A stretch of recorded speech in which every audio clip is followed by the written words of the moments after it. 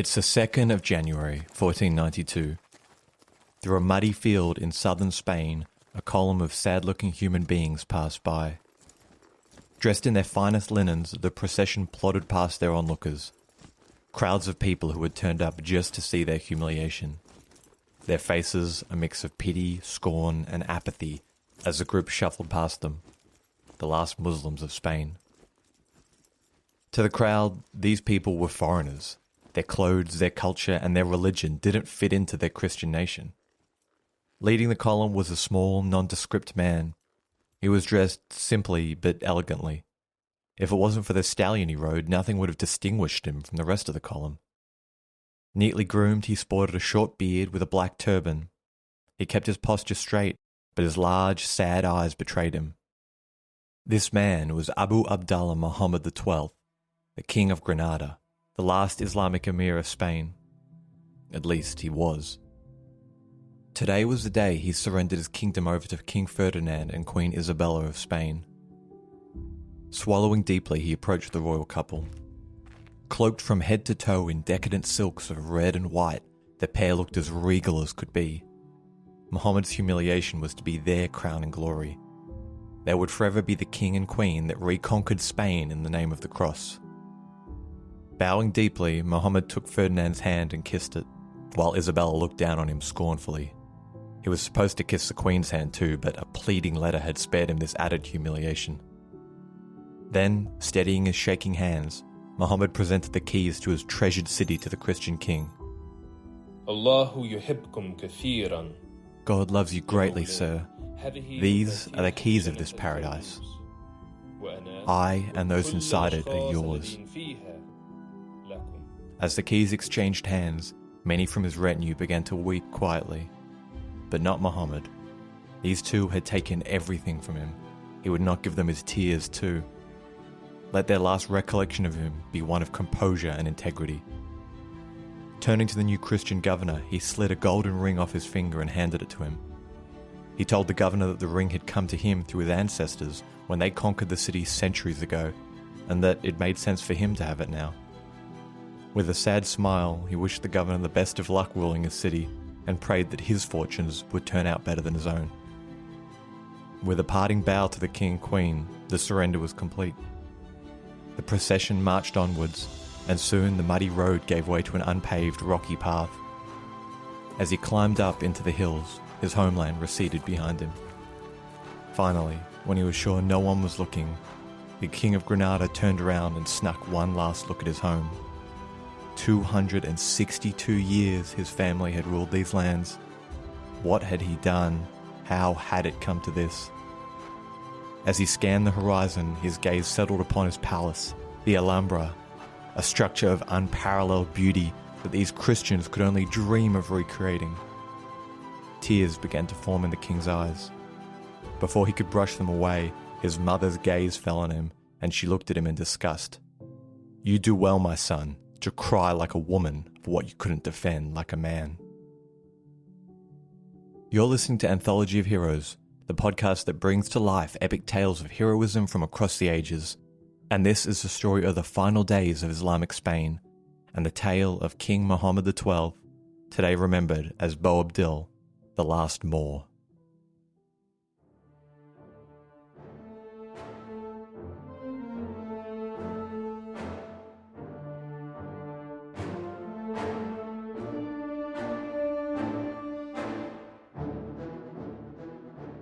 Welcome back to Anthology of Heroes. If you're just joining us for the first time, welcome. This episode forms the fourth part of a series exploring the Reconquista. The Reconquista was the so-called re-Christianization of Spain that occurred from the 8th century to the 15th century. This mini-series tells the story of this important period through the eyes of three individuals who lived hundreds of years apart. In our first episode, we covered the life of Pelayo, a Christian guerrilla leader who led his tiny kingdom of Asturias against Muslim rule in the 8th century. In our second and third episode, we followed El Cid, the most famous Spanish hero of all time, a cunning and independent commander who made his mark in the 11th century, a time when Christian kingdoms were gaining ground against the Islamic ones. And in these final two parts, we'll explore the life of Muhammad XII, or Boabdil, as he's known in the West. Boabdil was the final Islamic ruler of Spain who governed the southern state of Granada. If you haven't tuned into our earlier episodes, this one is fine to listen to as a standalone, but there will be occasional callbacks to people or things that happened. On top of that, the significance of an event like this, the fall of the final Islamic kingdom to Christian forces, might not have the same impact if you're not across what happened beforehand. Either way, happy to have you with me. Let's get into it. The story of Boabdil, the Last Moor. At the end of our last episode, that's El Cid Part 2, Spain was split fairly evenly between a Christian north and a Muslim south. The Muslim kingdoms, known as taifas, had united under the stern command from the North African conqueror Yusuf ibn Tashfin, whose military skill had blunted the Christians' attempt at pushing any further south. Yusuf had bought the Taifa kingdoms some breathing room, but as soon as he was gone, the rot seeped in quickly. Yusuf's dynasty, known as the Almoravids, had been popular thanks to its simple, straightforward interpretation of the Quran. No flowery language, no metaphors, just the word of God served straight up. It was a view that the nomads of North Africa could get behind. But after his death, his heirs were a different story. Well-educated in lavish palaces, they set themselves apart from this ascetic, simplistic lifestyle that their ancestors championed. Soon, a band of rebels vowed to restore the religious unity that they had in the past. Today, we call this rebel band the Almohads, which is a Spanish-derived word from the Arabic word al-Muwahhidin, I think I'm pronouncing that right, meaning upholders of the divine unity. In other words, these guys felt like the government had lost touch with its original interpretation of God's law. So Almoravid equals current rulers and Almohad equals the rebel group trying to overthrow them. In North Africa, the Almoravids began to struggle more and more to contain the rebellion. Civil war broke out and the Taifa kingdoms of Spain were left in the lurch. They had relied on the Almoravids for protection from the Christians, and now they were told, sort yourselves out, we've got bigger fish to fry right now. The Taifas of the north of Spain especially were really on their own as the Christian appetite for land grew and grew. The Christian forces were not always united, but momentum was on their side. It was easier to attack an isolated Muslim kingdom compared to starting a war against a Christian state that would probably drag in others. Down in Italy, His Holiness the Pope had started to take a personal interest in the affairs of Spain. While Jerusalem and the Holy Land was priority number one, Spain was now a second front for the Holy War, and the Vatican could call upon soft power that no other institution on earth could tap into, and that was retribution in the next world. Weaponizing God's mercy, the Pope promised that, in exchange for fighting the infidels of Spain, a man would be forgiven for all of his sins. From market squares to church pulpits, his agents preached a holy crusade, a reconquest of old Christian lands that the wicked Moors had stolen long ago. And when the carrot failed, he used the stick. Dukes and lords were excommunicated from the church for daring to make war with their Christian neighbours instead of sending their men to Spain to cleanse Christian lands. By doing this, the Pope aimed this hose of Christian aggression towards the Muslim states. In a time where the Muslim world was fracturing, no longer united under a single leader, the unity of the Catholic Church was a huge advantage. As the idea of reconquering old Christian lands became more and more popular, crusading orders sprang up.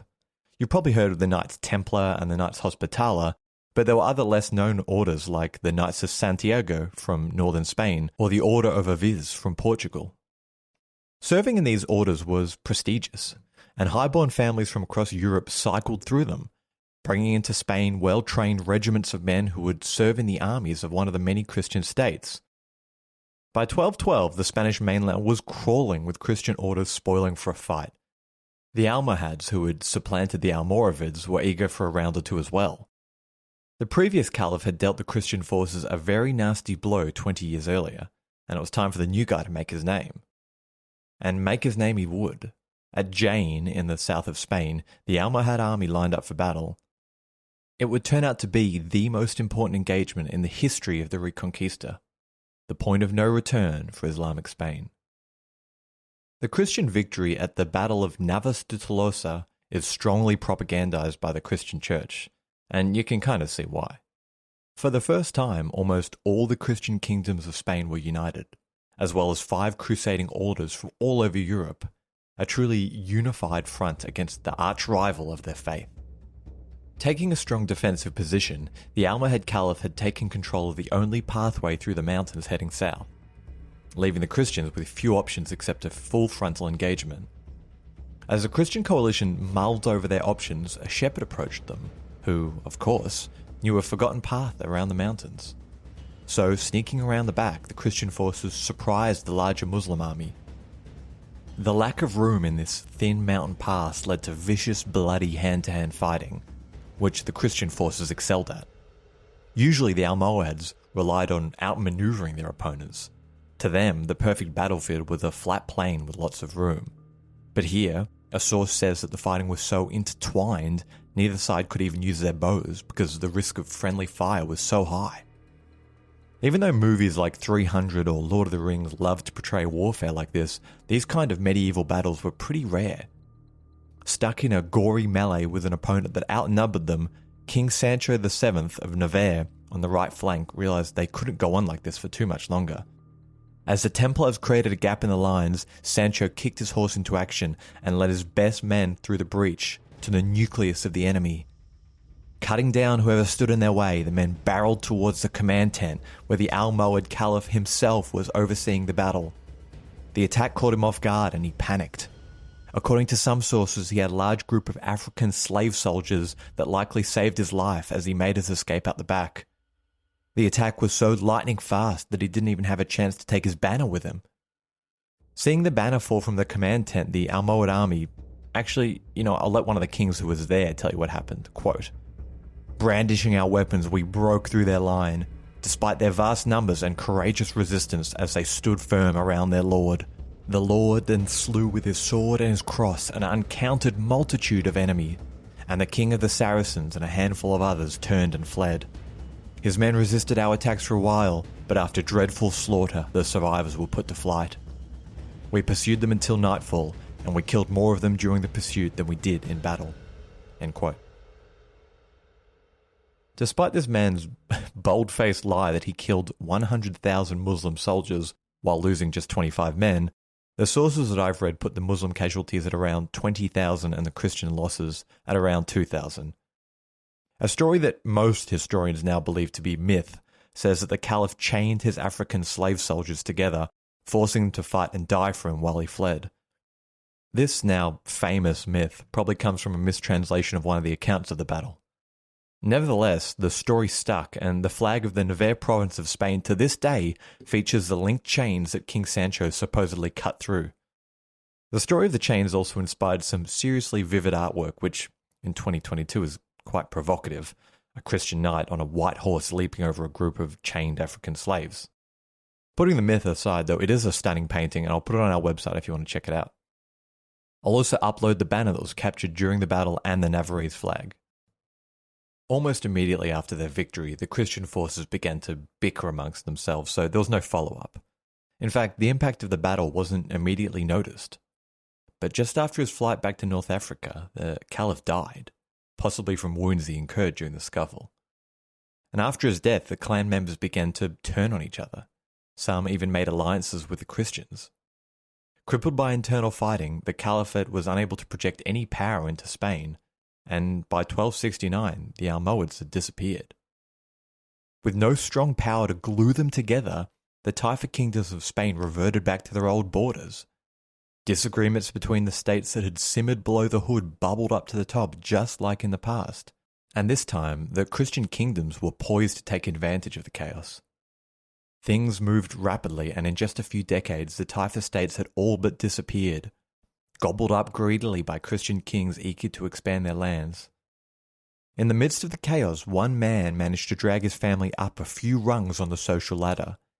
His name was Abu Abdallah Muhammad ibn Yusuf ibn Nasir, or Muhammad I as I'll call him. Muhammad was probably a farmer from around the Jain area of southern Spain. He was able to trace his bloodline back to a companion of the Prophet and was popular enough to start a rebellion against the crumbling government of Granada. With the promise of loyalty, he gained himself some Christian muscle, and soon he was king. There's no easy way to say it. His success was at the expense of other Muslim kingdoms. He wasn't the first to make this kind of dirty deal with the Christians, but he might have been the last. Because by the time the dust settled in 1230, all other Muslim taifas of Spain had disappeared.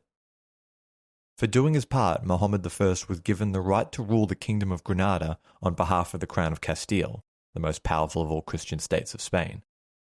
And so, with a kiss to the royal hand, the Nasrid Dynasty was born. After receiving the royal stamp of approval from Castile, the first Nasrid got to work on his legacy. Even though the state of Granada was dwarfed in size by its Christian neighbours, it was still a force to be reckoned with. If it came to it, the state could stand up a formidable army. Its men were motivated and hardy, and had close ties to Morocco, which was a hop, skip and a jump away.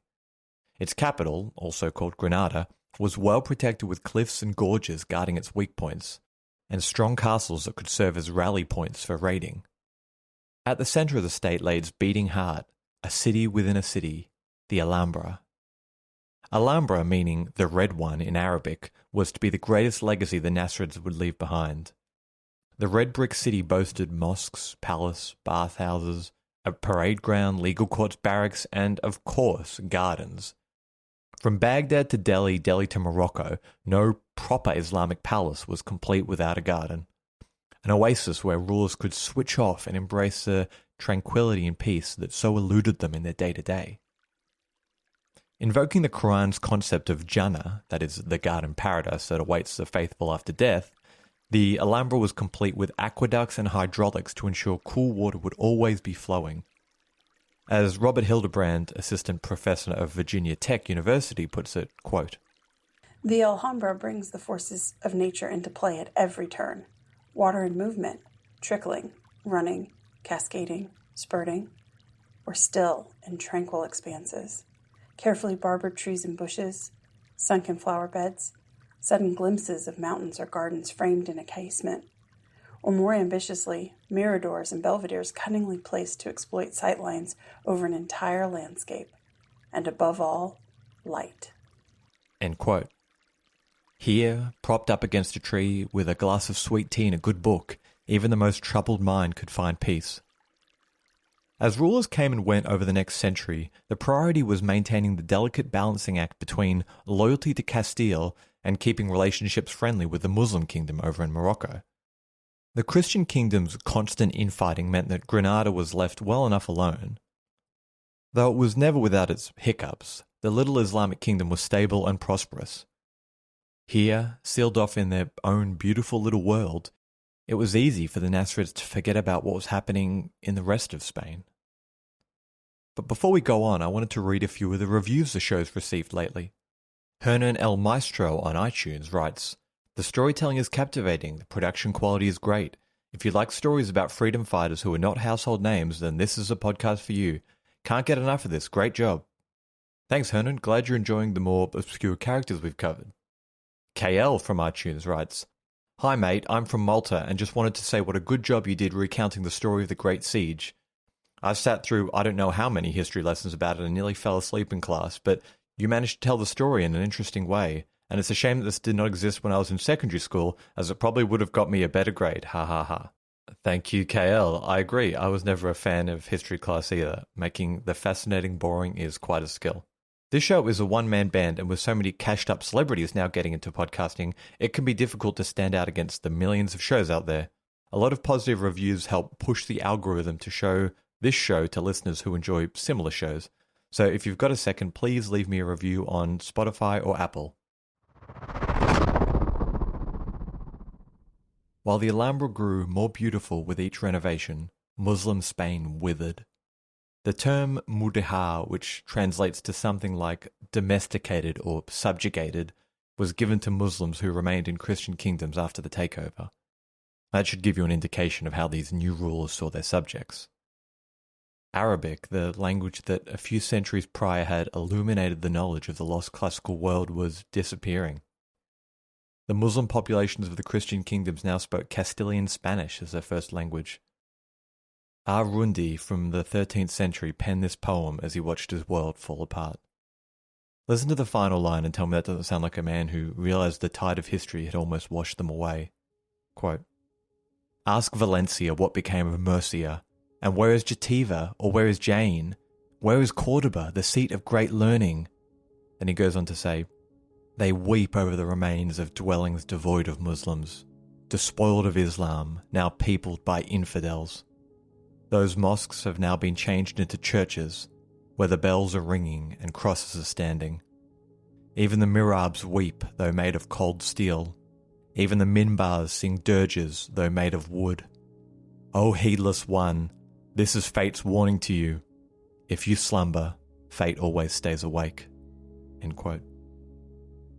One source makes a mention to a lost wonder of Muslim Spain, a so-called water clock that filled and refilled its basins based on the waxing and waning of the moon. After the fall of Toledo, a major Muslim city, the Christian king and his subjects were so perplexed and awed by this machine, they decided that they'd pull it apart to have a closer look, but broke it in the process and learnt nothing. It makes you wonder how many other fascinating devices like this have been lost to time. The stunning Mosque of Cordoba, built during the glory days of the Taifa kingdoms, would suffer a similar fate, though much later, when an overzealous bishop hounded a Christian king to allow him to renovate the building. Despite the strong complaints by the city council, who I should add were all Christians, permission was granted. When the king saw the result, a dull, awkward-looking chapel in the middle that interrupted the pleasing view of tessellating arches, he told the bishop, quote, "You have destroyed something unique to build something commonplace." End quote. These were just two examples of the undoing of old Al-Andalus. But artifacts aside, people still lived there. What was to be their place in the new Christian-dominated world? If they were gifted poets, mathematicians, calligraphers, or astronomers, the courts of Granada was now the only place for them. The innovative spirit of the learned men of Andalusia proved hard to stifle, though. Advances continued to be made in areas like non-invasive surgery, fixing dislocated limbs, sundials, navigation, medicine, and the rules we use for the modern game of chess. Some historians like Ibn al-Khatib immortalized the downfall of their state in their historical works like Al-Ihta fi Akbar Granada. I definitely haven't pronounced that right, but it was the complete source on the history of Granada, almost as if they sensed the end was drawing near. Emigration to North Africa also rose, as scholars found employment in foreign kingdoms, while those who were household names headed to the famed cities like Damascus or Baghdad, where the old arts were still flourishing. By the start of the 15th century, it was clear that change was coming. Christian conquests in the north had left Castile the undisputed master of the Spanish mainland. No other power could match them. For Granada to navigate these troubling waters, a diplomatic leader was needed. Instead, a bad roll in the monarchy dice left the kingdom with Yusuf II, a bad-tempered and vengeful man. After imprisoning his brother and murdering a popular advisor, he launched raids into Christian borderlands. While these raids were in retaliation for other Christian raids, Yusuf failed to understand the Eye of Sauron level interest Castile had for his kingdom. It was never wise to provoke a larger neighbour, especially one that had recently run out of enemies to conquer. Relationships with the Moroccan Sultan deteriorated too. The story goes that the Sultan hated Yusuf so much that he went to the trouble of lacing a gorgeous silken tunic with poison and sent it over to him as a gift. The king tried it on and was dead by morning. The next guy to take his place managed to repair the relationship with Castile, but it cost him. He was made to surrender a key fortress that guarded the main route into the Kingdom of Granada. It seemed like, even at this early stage, the King of Castile was stacking the chessboard for a big play later on. Granada had learnt its lesson: don't poke the bear. Castile needed to be kept friendly no matter the cost. But the wheels had already begun to fall off. The reigns of its kings got shorter and shorter. Plotting led to overthrows, which, even when successful, led to purges of the government, which led to uprisings, which led to debt, and the cycle just repeated itself. Castile began to take a more and more active role, supporting candidates they liked and plotting against ones they didn't. As L.P. Harvey of London University puts it, the Kingdom of Granada was, quote, in the process of bleeding to death from internal wounds, end quote. In the year 1411, the kingdom just barely managed to repel Morocco's attempt at taking the Strait of Gibraltar. This tiny strait of water, only 13 kilometres or 8 miles across at its shortest, was all that separated Christian Europe from Muslim Africa. The kingdom had to hold on to it at all costs. Drowning in debt and politically unstable, Granada was on its knees and it began to look for support further afield. The powerful Mamluk dynasty of Egypt was its best bet. Although the Mamluks were sympathetic to the plight of their Islamic brothers, it was just too far away from them to help. Just as the kingdom of Asturias once was, Granada was now an isolated outpost on the edge of the world. With each passing year, more and more uncles, brothers, or illegitimate children of the royal family began to approach Castile. The usurper would ask for men, munitions, or money to help them take power, in exchange for giving Castile a castle or perhaps paying a higher vassalage tax. Again and again, long-term stability was traded for short-term gains. Everyone was just kicking the can down the road. The government began to lose control of the countryside. Large cities like Malaga would every so often declare independence. Each rebellion became harder and harder to defeat, and it weakened the kingdom. The greater threats to the realm now came from the ruling family.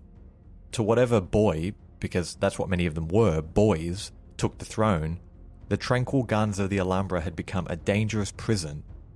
A poisoned glass of wine, a convenient hunting accident, or a bodyguard bribe to look the other way, death now lurked around every corner. A rust stain that can still be seen in one of the fountains within the Alhambra is said to be the blood of 2 men that a Nasrid king ordered put to death on the spot. By the late 1450s, the dynasty was barely holding on. Spain was closing in for the kill and had snagged a bunch of fortresses that were crucial for the kingdom's defence. Rising costs for tribute had forced the royal family to sell many royal villas. The economy was falling apart too. They began to rely more on imports, and the famous porcelain that was once a trademark of the state began to move its production north to Valencia. All the while, taxes rose sharply for the ordinary person. Historian J.N. Hilgarth states that, on average, the layman paid 3 times the tax in Granada than he would have paid in an equivalent Christian state to the north. The society was now dominated by tribal leaders that made up the countryside, and with these guys finding themselves under more and more pressure from whatever Nasrid ruler was in place for that week, it's little wonder why rebellions cropped up so regularly. Somewhere around this time, a baby boy was born into the splendid, treacherous halls of the Alhambra. According to the stars, the date of his birth was not a good one, and before he was even pulled from the womb, court astrologers exchanged grimaces and whispered a nickname, El Zagoibi, the unlucky one. The planets definitely had that right.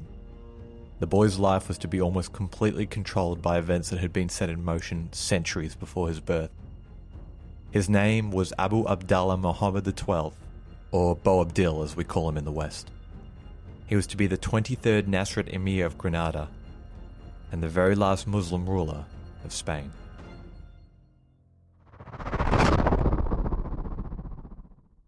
At the time of Boabdil's birth, Granada was ruled by his grandfather. The young prince's childhood was one of bloodshed, with a thin veneer of grandeur stretched over it. I'm not going to go into detail about how many rulers quickly rose and fell in such succession before him, but it was a lot. The young prince's teachers and servants would have tried to shield him from the violence that swirled around him, but kids are observant, they know what's going on. Like the time his grandfather had all the leaders of a clan brought into the Alhambra before ordering every single one of them to be decapitated. This clan was, at least on paper, one of the king's greatest supporters, and whatever slight or perceived slight that causes his reaction has been lost to history, but an event like this would have been palace talk, easy for the young prince to overhear. As far as education went, young Boabdil would have been taught the Quran inside and out, as well as advanced mathematics, theology, and history. He would have been taught how to act, walk, and talk like a Nasrid, as whatever issues his family were having, they were nothing if not refined. Boabdil likely saw very little of his father and probably liked it that way. His father, Abul Hassan, was warlike and cruel, and the man had little time for his son. He had long since fallen out of love with Boabdil's mother, if indeed he ever loved her at all. Their marriage was a political one, intended to create peace between 2 rival clans. He had done his duty and given her a son, and now he spent the majority of his time in one of the towers of the Alhambra with his new wife, a Christian maid named Zoraida, who he had fallen madly in love with. Boabdil's mother was named Aisha, and like her namesake, the Prophet's favourite wife, she was a force of nature. As wealthy as her husband, she owned several estates, and when she was at court she ran a tight ship, a real no-nonsense type of woman. When she first found out about her husband's new lover, she snuck into the woman's bedroom one night and beat the crap out of her. I mean, she nearly killed her. But it made no difference. The slave girl had enchanted her husband, and after the beatdown he doted on her even more and insisted all the mosques in Granada pray for her recovery. Aisha was divorced and the king never spoke to her again. But she knew how politics worked in Granada. Let the king have his new plaything because she wasn't going anywhere. As long as her son Boabdil lived, her husband and the state owed her their respect, however reluctant it might be. In a world where blood ruled, Boabdil would have lived a lonely existence where his immediate family either avoided him or used him as a pawn to advance their own social standing. Before he was 5 years old, Boabdil's father led a coup against his father, the king, ousting him. By the time the dust settled, King Abul Hassan sat on the throne of Granada, while his brother, known as El-Zagal, a nickname we'll get to later, ruled the semi-breakaway city of Malaga, the most important port city of Granada, right on the coast. While these brothers disagreed on almost every topic, there was one thing they saw eye to eye on, that Granada needed to free itself from the crippling payments it was sending to Castile. These two were determined to usher in a new era for Granada. They would rule over an independent state where the faithful could live undisturbed. But just as there had been a change in leadership in Granada, to the north a cataclysmic event had occurred. Muslim sources talk of ill omens that were spotted all over Granada. Torrential rains flooded the fields, and a comet with a tail in the shape of a sword was seen before dawn for 30 days. What had happened? Well, the two richest and strongest Christian nations of Spain had become one. Through a royal marriage, the lands of Castile and Aragon had united. The Spain of the 21st century had just been born. Isabella and Ferdinand. Ask any Spaniard and the names are very familiar. They're the King Henry VIII, the Abraham Lincoln or the Napoleon of Spain. Two people who, once united, would create the Spanish powerhouse of the 16th and 17th century. But how did these two come together? Well, if this was a rom-com, I'd tell you that they were star-crossed lovers who were childhood friends who drifted apart. Then, after a string of bad relationships, fell into each other's arms and locked lips on a stormy night in New York City. But because that's not how we do things here, we can be real. For Isabella, Ferdinand had been something like her fifth husband-to-be, with a throng of suitors either dying or rescinding their offer to marry her. For Ferdinand, who was marrying up, the union was a mess of treaties and documents that desperately tried to uphold his masculinity, lest he be seen as a kind of cuckold junior husband. They were also second cousins. Isabella was born second in line to the throne of Castile, the spare to the heir of her older brother. And for a princess, she lived a fairly squalid existence, at least for her early years. Her father died when she was young and her mother fell into a depression which she never really recovered from. The young princess's coping mechanism, her bedrock, became the church, which would turn out to be a cornerstone of her rule. As time went on, her confidence grew and she blossomed into a formidable young woman. Thin and wiry, with an oval face, dark ginger hair, tight pursed lips and a long, somewhat bulbous nose, Isabella was determined to leave her mark on the kingdom she ruled. After so many bad marriage setups, she remembered a boy that she had known since childhood, Ferdinand. Though her brother, the king, forbid her to marry him, she had had enough of other people making poor choices on her behalf.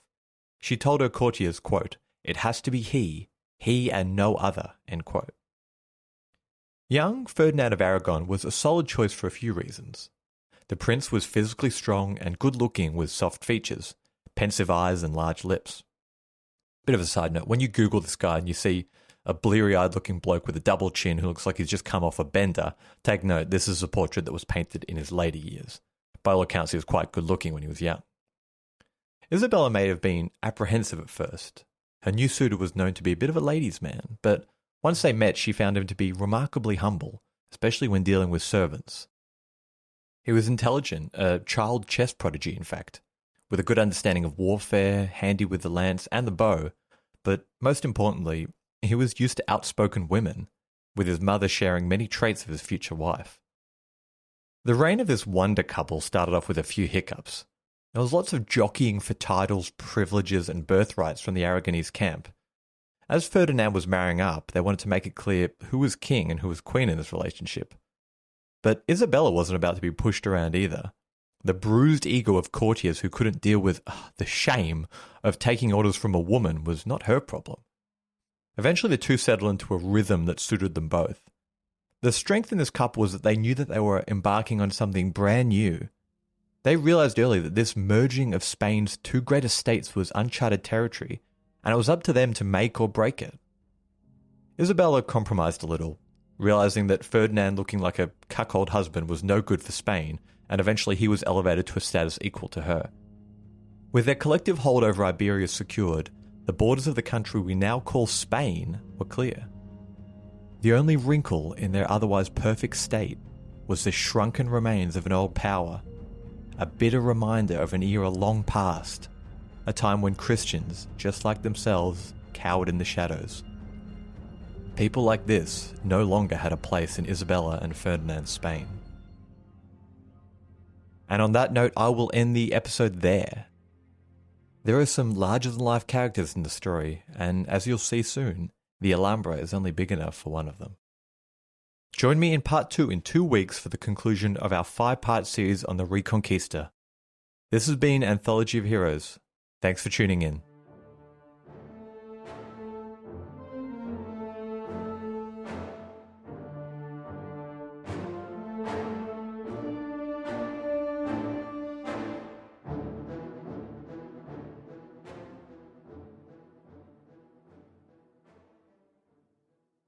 A big thank you to the show's Patreons, Luke, Malcolm, Tom, and Claudia. A lot of people don't realize it, but this is a one-man show, so there's quite a bit of time that goes into producing it. I love sharing these stories, and it means a ton knowing that there's people out there who are really enjoying them. You guys help me keep the costs down for things like web hosting, sound libraries, books, and stuff like that. If you're not a patron already, we've got some cool rewards up, like having the option to read out some quotes I use in the show. If you want to have a look, tap the link in our bio.